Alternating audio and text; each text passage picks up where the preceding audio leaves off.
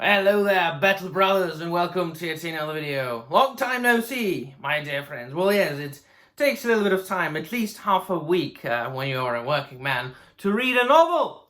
And this is pretty much what I do on this channel at this point. Now, if you've been following me for quite some time, you know that I used to talk about fantasy, science fiction, pop culture. In general, I used to cover more things, just all of this has lost any sense to me. There are other channels that are more than excited to bring you the latest news from Disney and how supposedly they are panicking every day. But I want to enjoy good things. And this is about month 5 of my Warhammer 40k journey, my dear friends. And I've just finished No Fear by Dan Abnett, which is not the novel that I was supposed to read because I wanted to go in a row, just reading one Horus Heresy book after another. The problem is, most of them are sold out, they are out of print.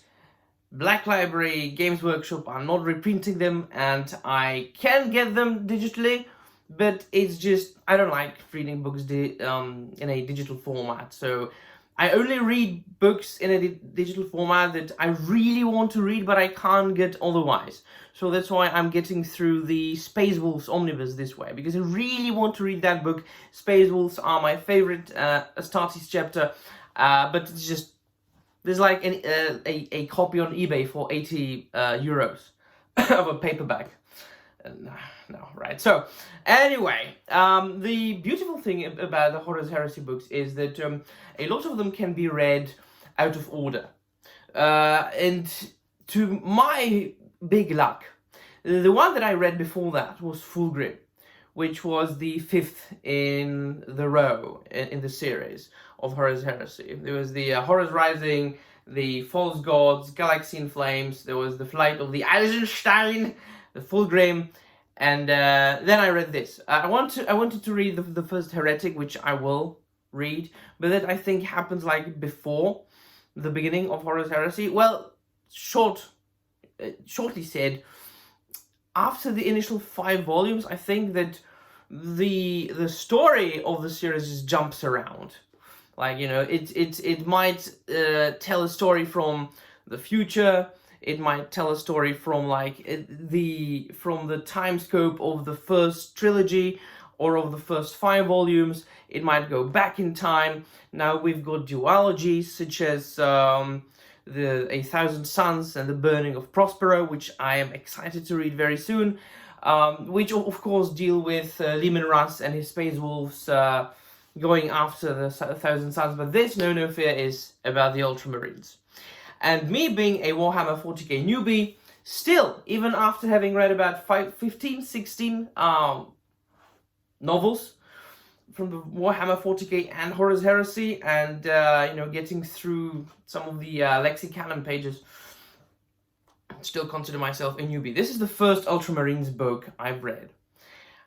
So this is the first time I've been exposed to Ultramarines.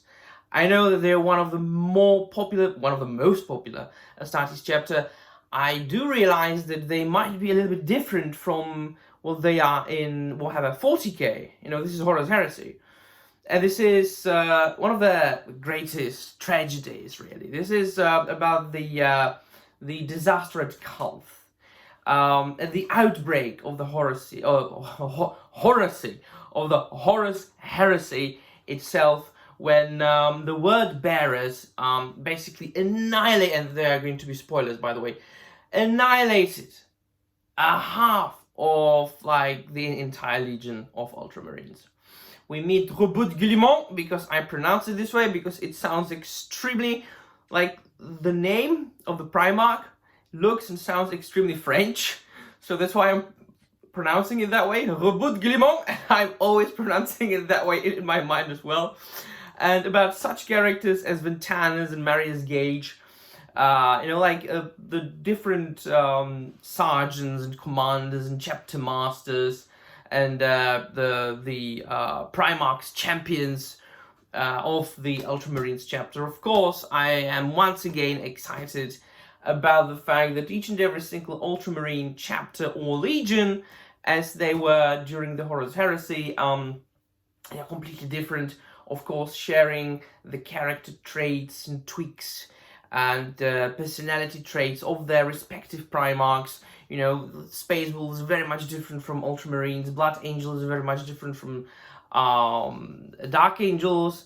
I mean, they share common traits and common like personality tweaks, but there is something special about each and every single chapter. And so each and every single time you read about a different chapter, you're not reading just about Space Marines, you know, you are reading about a culture of its own, so to speak. And so these people, the Ultramarines, like, they are like hysterically addicted to discipline, which is basically all the chapters and all the legions, but to strategy. I mean, I wanted to say, like, they are strategic maniacs. I mean, you know, they want to know each and every single piece of information, so you can achieve victory in a battle or a war in the most efficient way. I love the way they spoke in this book, like theoretical. Yeah, so they were like they were conversing, and it might have been just, you know, it might have been about a serious matter like an upcoming battle, or it might have been just a casual conversation about something that happened during the day. But firstly, they said theoretical, and then they said that, all right, so this and that is theoretically possible under these and those circumstances, and then they said practical, and then they spoke about the practical use of that theoretical. They are maniacs, but at the same time, I think that this, the No Fear, is a book where I read the Space Marines making the most jokes right after the Lunar Wolves, when they were still the good guys, before they became Sons of Horus, and before Horus became a huge bastard. So yeah, they joke around. They are very funny, but they joke around in a very intelligent and elaborate way. So it's really a good read. It's really an intelligent read. I love. I'm repeating myself, I think, but I love reading these. Should I say older? I mean, I studied Old English, right? So I mean, if I say old literature, I mean Beowulf. Or at least Geoffrey Chaucer, right? But right, okay. It's like all of these, the initial volumes of the Horus Heresy are about 15-ish years old. So yeah, I mean, we could call them older. It's not definitely, it wasn't published in the last couple of years, but I enjoy reading the initial Warhammer 40k novels, like from the end of the 90s and the beginning of the 2000s, when, you know, the Black Library was established and they started releasing more and more novels and novellas and short story collections and audiobooks and things like that. It wasn't marred by sorry, the modern sensibilities and of the West and the way that everybody's gone crazy today. Like, they just can't write a decent novel. By the way, people, I know some like experts or some people who know a lot about Warhammer 40k. Can you recommend any Warhammer 40k book that came out in the last like 2 years? That would be like very good, and that would contain no modern sensibilities that would just get in the way of the narrative. Let me know in the comments down below. What's also fascinating is, because I am I'm fascinated by the characters of the Primarchs. I love the Primarchs. I love reading about them.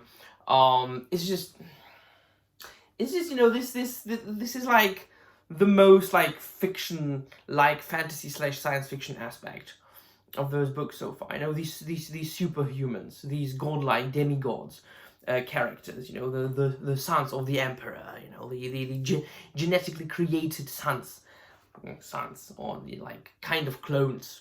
but not really, of the Emperor of Mankind who sits on the golden throne on Terra. Right, so, and once again, it's the same thing when you're reading about the different Astartes chapters. You're reading about different Primarchs. Each and every single one of them is completely different. Reading, Fulgrim, that fucking faggot, it's very much different from Robert Glimon, who's a badass in this book. I love Robert. Robert Glimon. No, Robert Glimon is fantastic in this book. I don't know if there were a lot of books about him that had come out before that. Let me know. Once again, still a noob. But from what I've gathered, he's this like strategic genius. This man with very calculated and calculating mind, all the time. I'd say that is he in this way a little bit similar to Rogel Dawn? Rogel Dawn is one of the characters that I'm also like very much interested in, and yeah, I can see already I've got some books about him, so yeah, I'm going to get to them soon. So seeing him like losing his shit, so to speak, after he found out that the word bearers became traitors, because the beautifully horrible thing about the Horus Heresy is that it is a galaxy-wide event, right? And the Imperium and all the Astartes, they are like spread all throughout the galaxy, and very often they are not in like a direct contact with each other.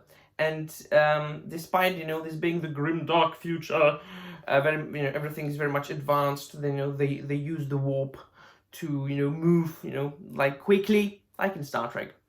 In the space, in universe, sometimes information like travels very slowly, and so the Ultramarines didn't even know about Istvan, right? So they didn't know about Istvan 3, they didn't know about Istvan 5, and they were supposed to like meet up with the word bearers, with whom they had like very bad relations, because in like previous years the Emperor sent the Ultramarines to chastise the word bearers, because they were one of those.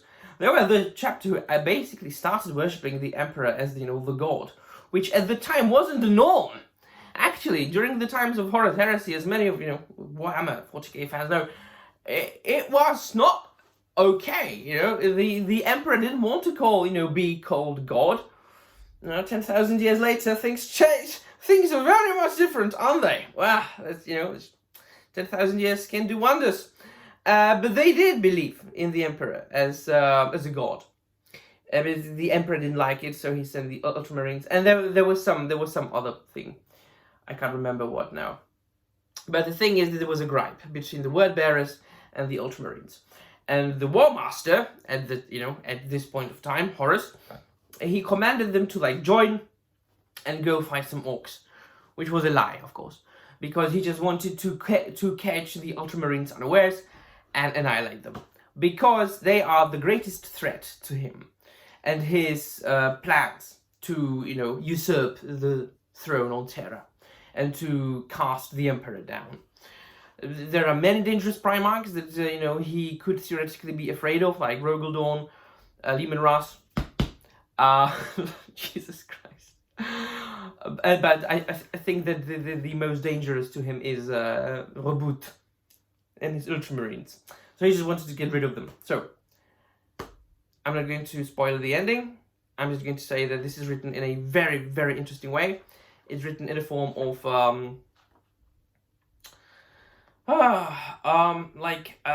martial military like entries, and it's good. It was written by Dan Abnett. Jesus Christ, Dan Abnett, man. Dan Abnett wrote the first Warhammer 40k book that I've read. He wrote the Eisenhorn trilogy plus Magos. It was the first omnibus that I read from the Warhammer 40k world, and it got me hooked. I mean, Dan Abnett, I think that he might very likely be like my favorite living author, and of today, that lives and writes still. So you can't go wrong with this. Just so good. but once again, very much different from like Fulgrim, for example, which I enjoyed tremendously as well. All these books, very much different from each other, but at the same time, very similar. Very well written. And I know that in the scope of Horus Heresy series, this is about 56, 7, 8 books plus Siege of Terra, whatever. There's a lot of bad books that I've been told. And I know, I mean, if you have a series of like 60, 70 books written by different authors, not every single one of them is going to be a treasure, you know, a treasure trove. But so far, I've been fortunate. Maybe I'm just picking the best ones. Right, so let me know in the comments down below what you think. And that'll be all. Thank you very much for watching. And remember, the Emperor protects.